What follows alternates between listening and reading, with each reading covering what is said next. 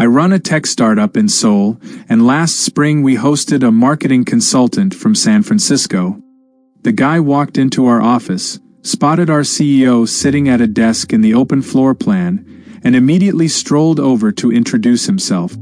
He extended his hand and said, "Hey man, I'm Brad. Looking forward to working with you." Our CEO froze. Everyone in the room went silent. Brad had just committed the Korean equivalent of walking into a church in swim trunk. He'd used casual speech, no honorifics, no acknowledgement of rank. But here's where it got worse. When our team leader tried to explain the protocol, Brad laughed and said, "Come on, we're all equals here. That's how Steve Jobs ran Apple." He genuinely believed flat organizational structure was a universal law, like gravity. Spent the next 3 days calling our CEO by his first name while everyone cringed. I manage a hotel in Dubai, and we get American guests who think tipping rules trump everything.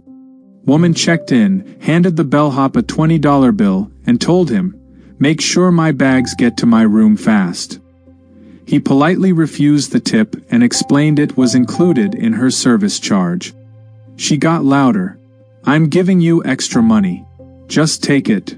He tried explaining again that accepting tips violated hotel policy and could get him fired. She responded, "Well, in America, people who work hard get rewarded. That's called capitalism." She actually lectured him about economics while waving cash in his face. Later complained to management that the staff was unappreciative and didn't understand customer service. The bellhop had worked there 12 years and spoke 4 languages. She thought her $20 gave her authority over his career. I teach at a university in Singapore. American exchange student showed up for her first lecture and called me by my first name. No professor, no DR, just walked up after class and said, "Hey Jennifer, quick question about the assignment." I corrected her gently, explaining that students here use titles. She said, "Oh, I'm not really into formalities. I think it creates unnecessary barriers." I explained it wasn't about barriers but about institutional respect. She replied, "Back home, my professors actually prefer when we're casual.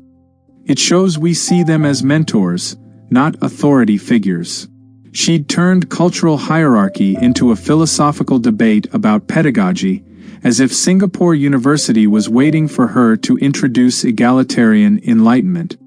Took her 4 weeks and a meeting with the dean before she started using proper titles.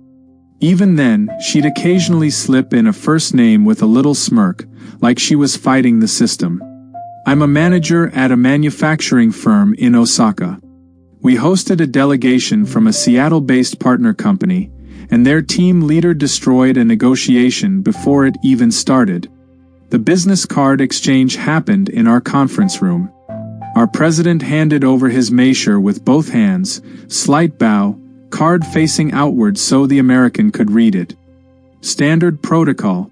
The Seattle guy took it with one hand, glanced at it for maybe 2 seconds, and slid it into his back pocket.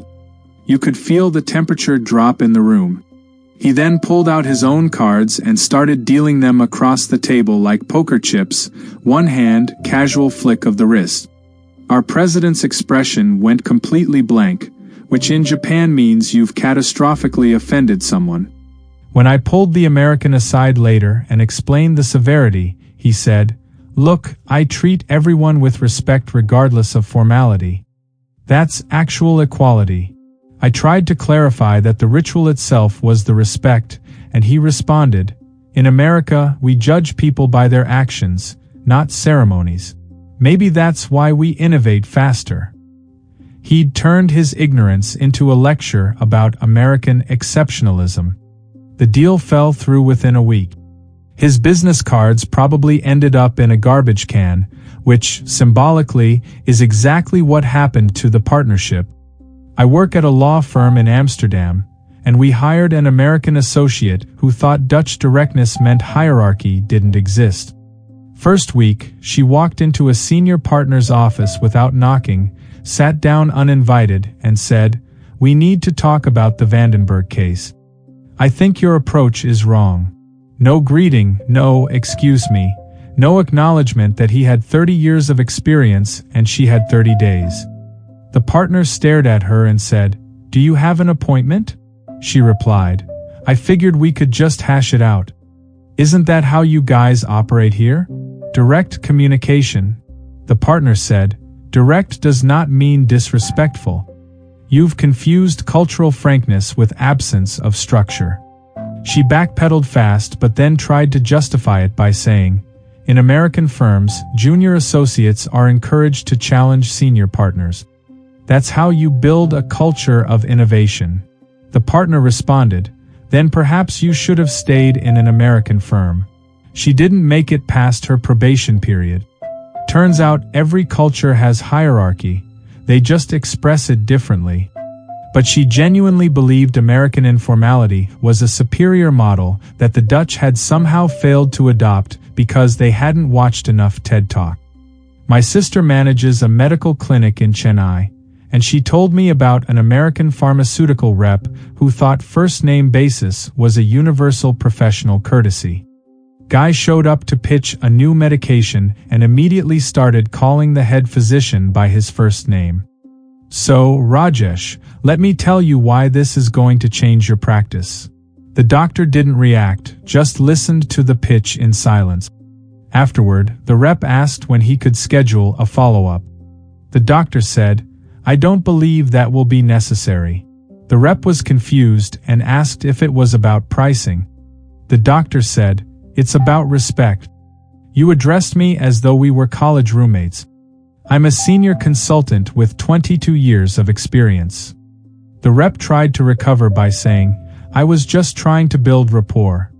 In the States, we believe professional relationships work better when there's equality."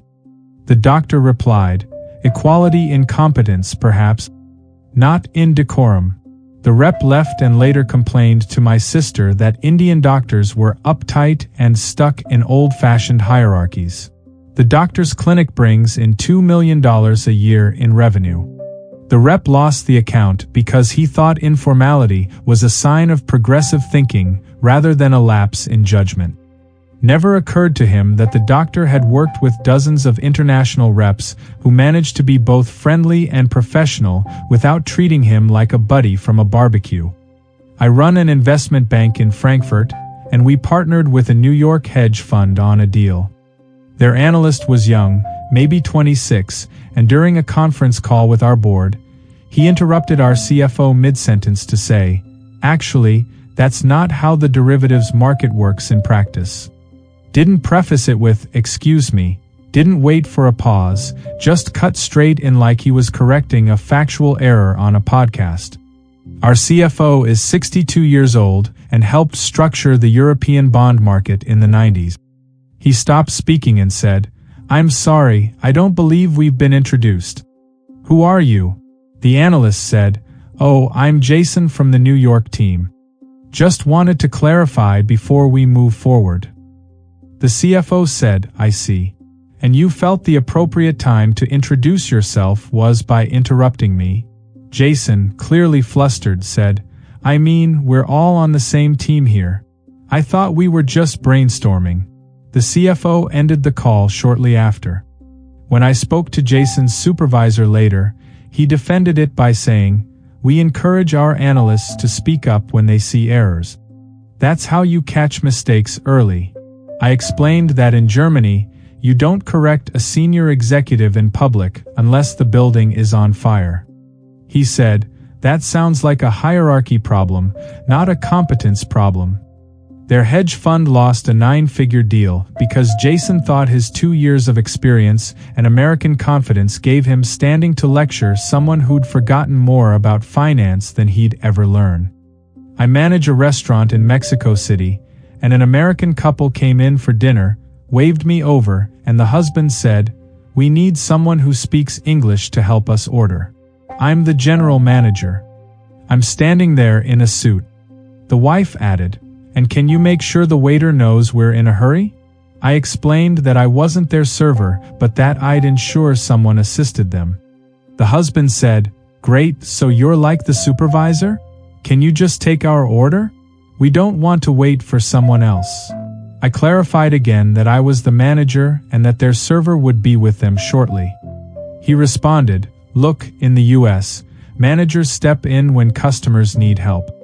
That's what customer service means."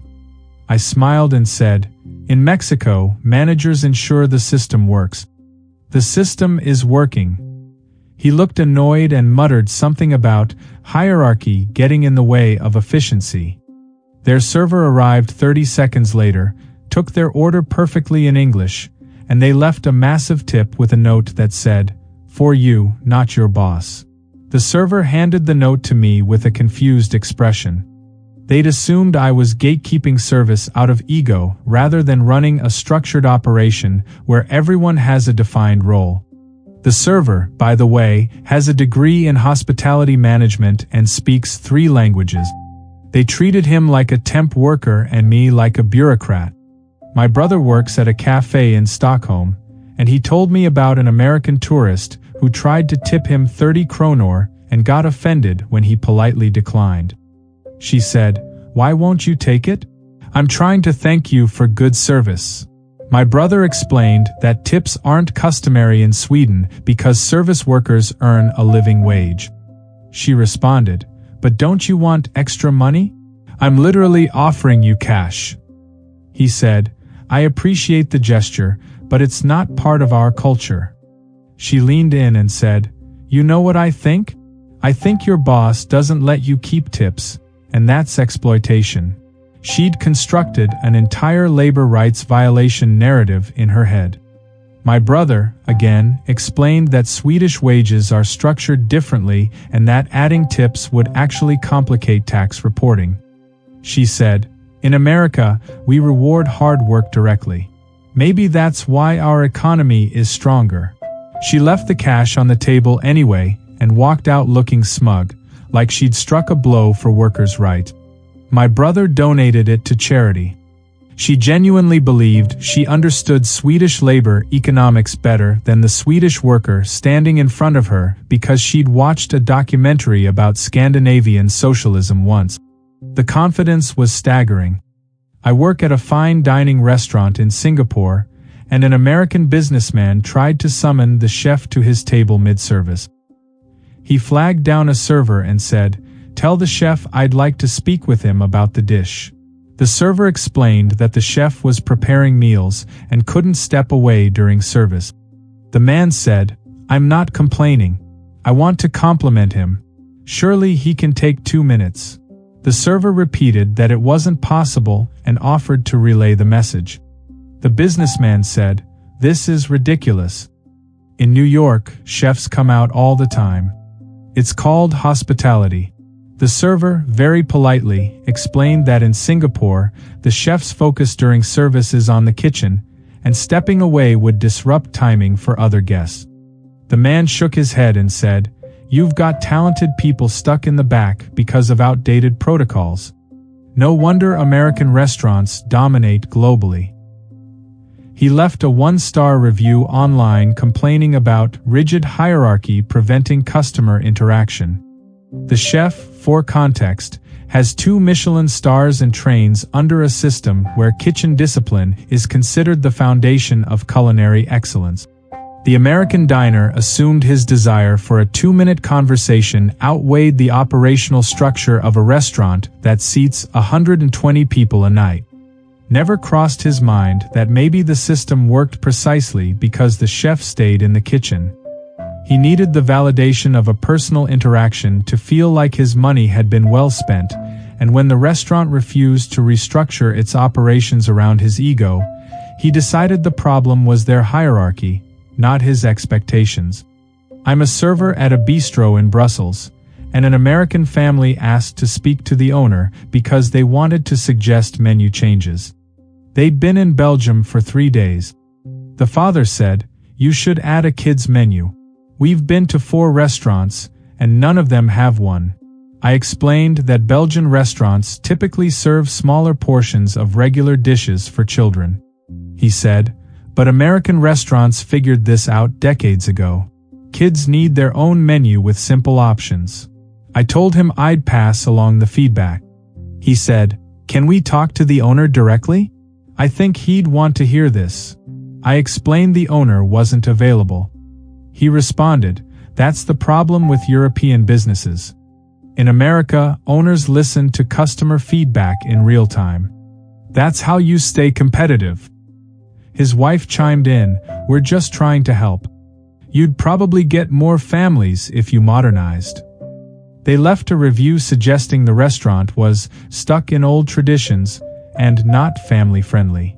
The bistro has been operating for 47 years, has a Michelin recommendation, and families eat there constantly. The children just eat the same food as adults, which is how it's been done here for generations.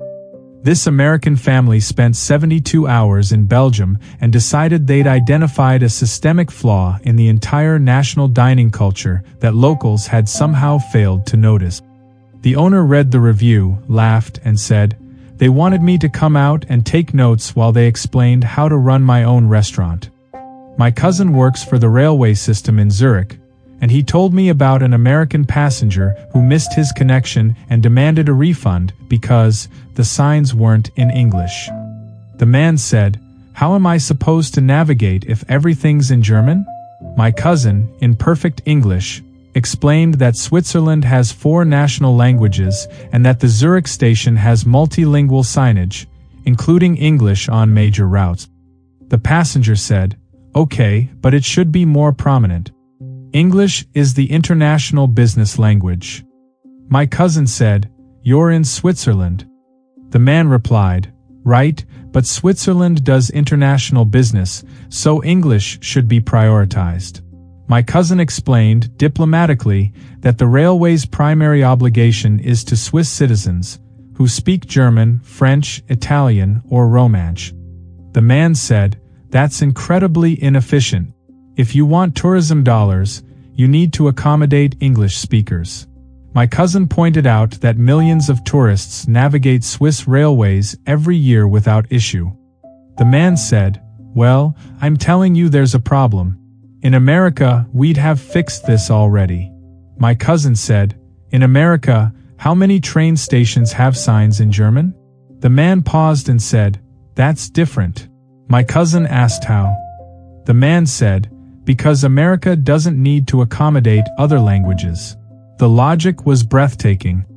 He decided that his inconvenience in a foreign country was evidence of Swiss inefficiency rather than his own lack of preparation.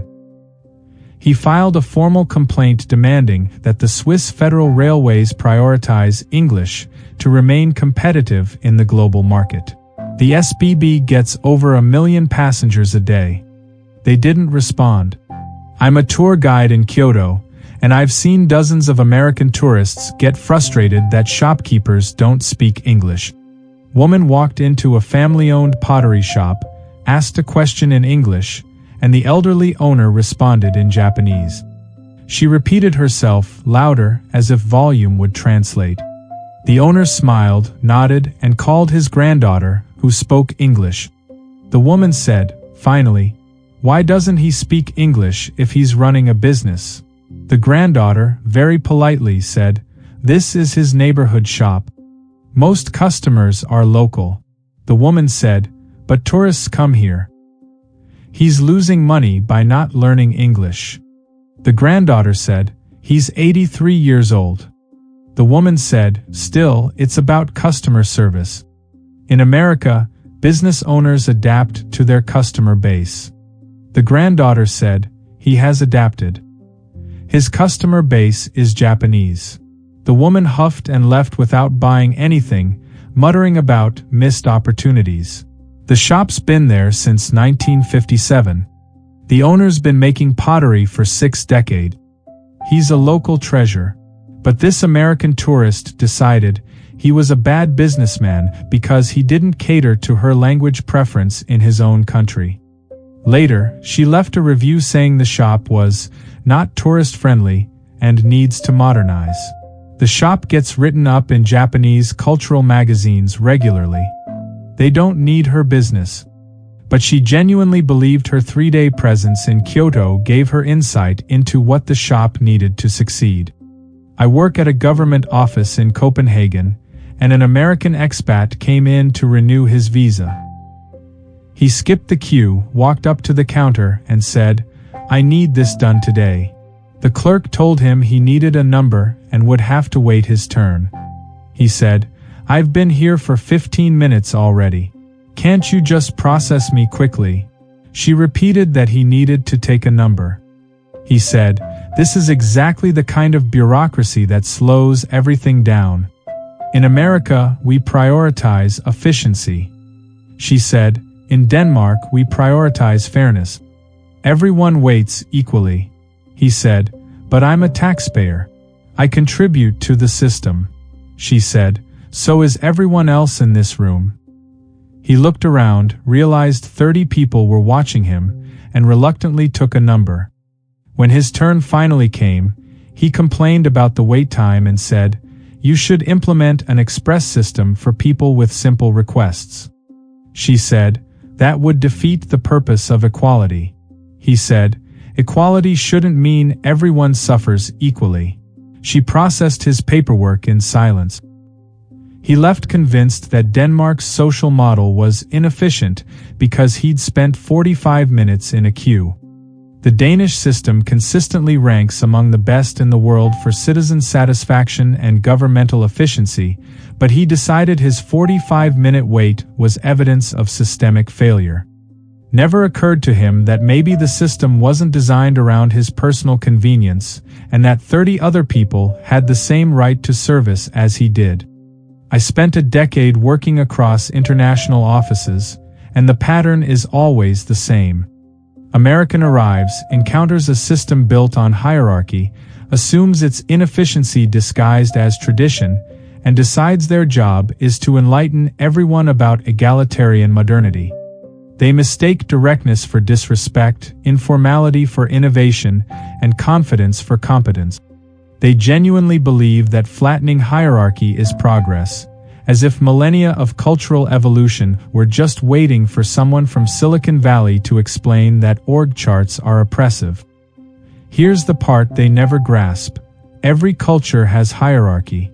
Americans just pretend theirs doesn't exist, then act shocked when other countries make it explicit. They'll bypass a queue because they think their time is more valuable. Call a professor by their first name because they think it makes them progressive, or lecture a 60-year-old craftsman about business strategy because they think informality equals insight. And when the system pushes back, they don't question their assumptions. They write a blog post about how the rest of the world needs to catch up.